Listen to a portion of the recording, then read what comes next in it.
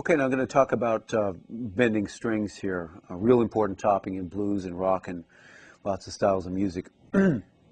um, Blues players, the great blues players that can really bend and capture a lot of feeling. To me, what that's doing is kind of often playing in a real vocal manner, playing like you're playing your guitar, you're singing on your instrument, and kind of replicating the human voice. And I think that's what I try to do when I'm playing my solos.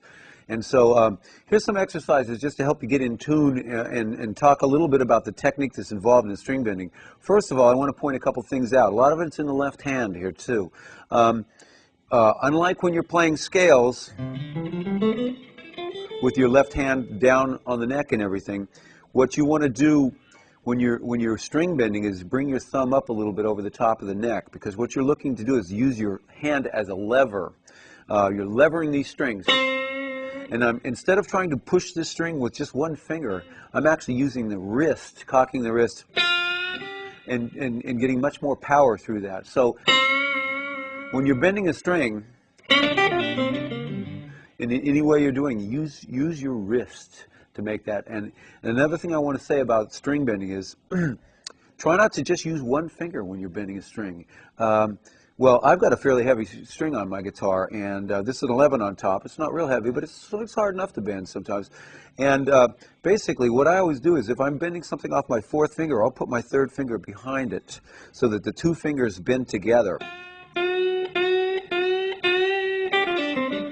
when you're bending. Or if you're bending some, say, from the second finger,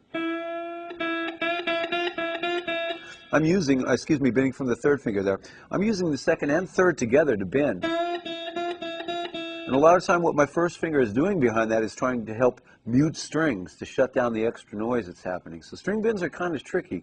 They take a little getting used to, like years actually, to develop a good sound. This is something that a person can work on for many, many years. So things to remember: use your wrist for the strength. Use more than one finger when you're making the bend.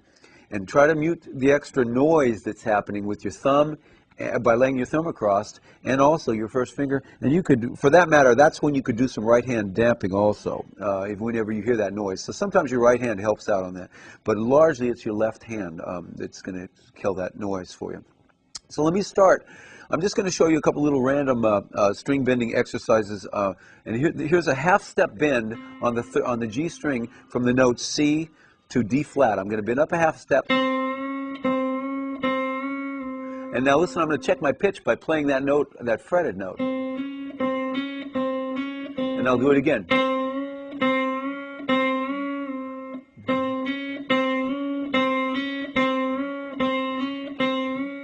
That's a great little exercise to do, okay? Now try that on the other strings. Try that on the B string. I'll go a half step from E to F.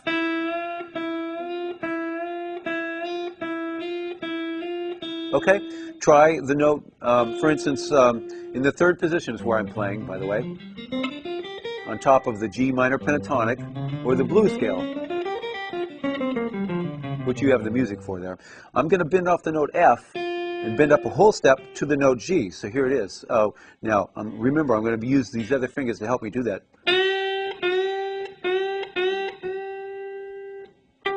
There's my pitch.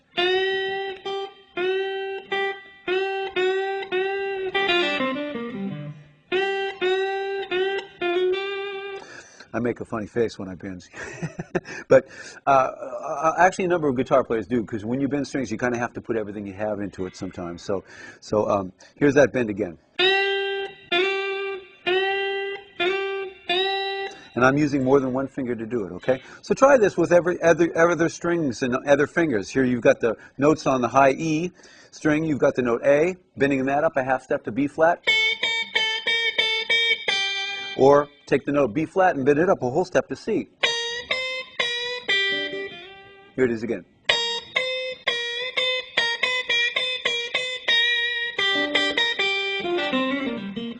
Get a lot of great sounds out of string bends.